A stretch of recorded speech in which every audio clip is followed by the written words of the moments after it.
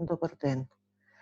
Преку ова видео сакам да ве запознаам со ФЕТ интерактивниот симулатор, преку кој учениците ќе можат да ги совладаат со леснотија дропките. Симулаторот има 3 дела, ќе започнеме од почеток. Тоа е делот со поведот, во кој учениците подобро ќе се запознаат со функцијата на броителите и именителите во дропката.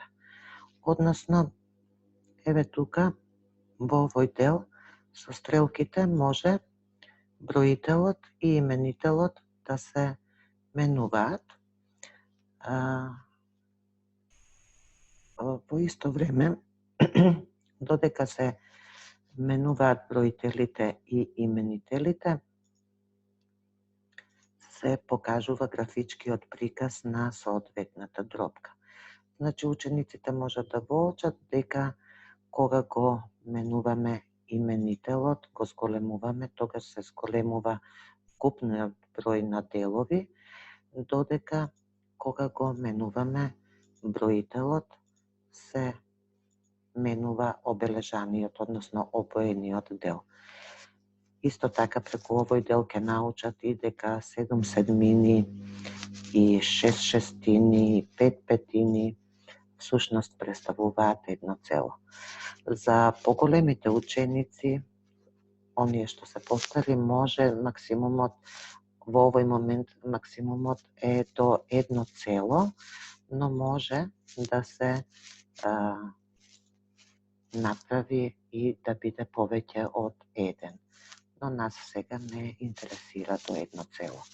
Можете формата да ја менувате, представата, графичката представа на дропките, еве со мензура, со торта за помалите, или пак со бројна оска представена дропката. Значи, преку овој дел, учениците ќе научат како се представуваат дропките на графички и математички начин и која е задачата на функцијата на именителот и броителот. За да се вратиме назад, кликаме тука во кутичката и сега веќе доаѓаме до делот за игри. Има 2 вида игри во 5 нивоа. Можете директно да отидете на високо ниво, но најдобро е да почнеме од почетокот, затоа што и нашите деца се почетници. Како функционира играта? Оваа игра имаме дадени дропки, а учениците дропките треба да ги представат овде. Например, ете имаме 2/3.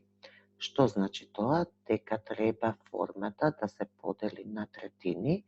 Тоа го правиме со оваа стрелка и потоа од овие готовите делови да ја обоиме формата и да добиеме 2/3. Геометрискиот приказ, графичкиот приказ го сместуваме тука. Сега треба да представиме 1/3, повторно делиме на 3 еднакви дела и обојуваме 1/3. Еве да се обидеме да назад, ако сакаме нешто да промениме, ова е стрелката за назад, да направам вака и да се обидам да го ставам тука, не ми дозволува, значи е грешно, затоа се враќам назад, го ставам правиот дел и го сместувам тука. Една еднина, тоа е цело, ништо не делиме, го ставаме целото и одиме понатаму и веќе одиме на следното ниво. Во следното ниво имаме поголеми дропки.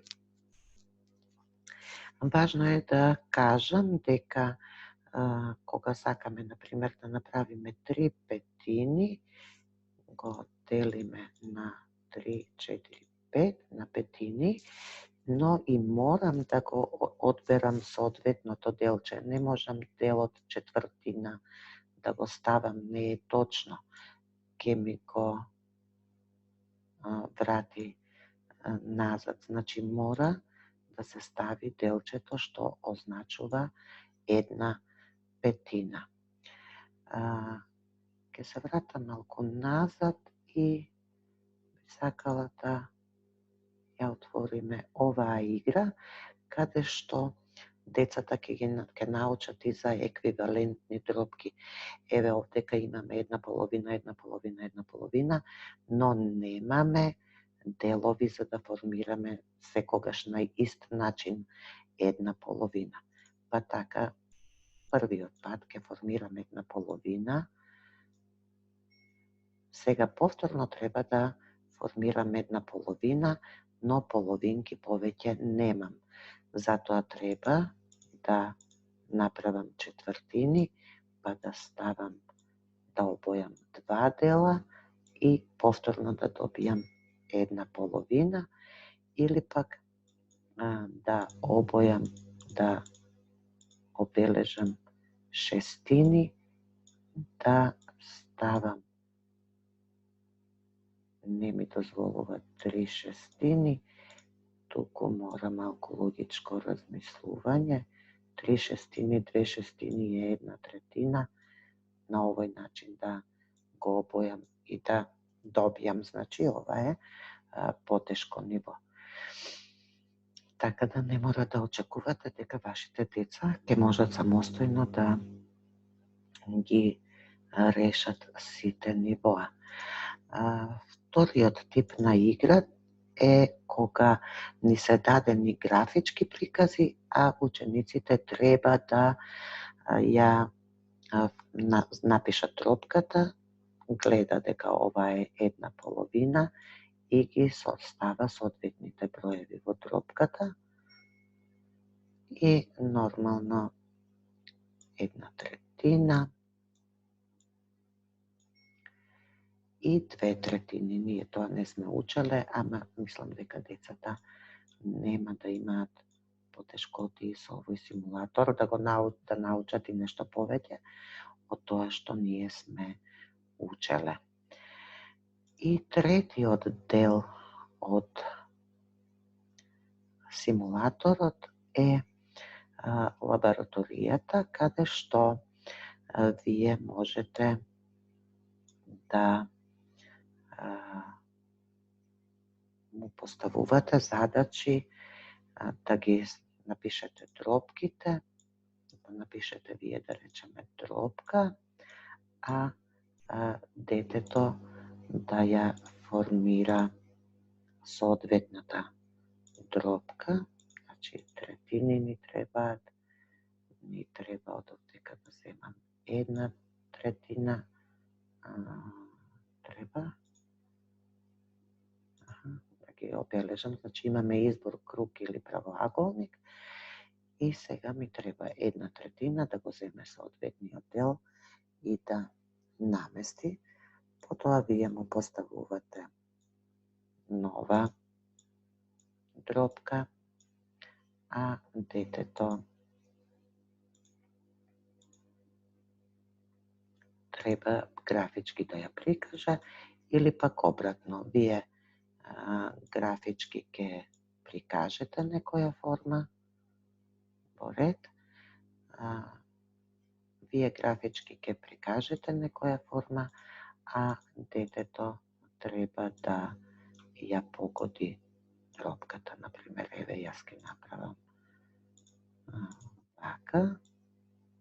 Прво тоа го прави родителот, а потоа детето ја запишува соодветната дробка. Значи, може вие да му поставувате задачи, а тоа да прикажува графички, или вие да давате графички приказ, а детето да ја запишува дробката.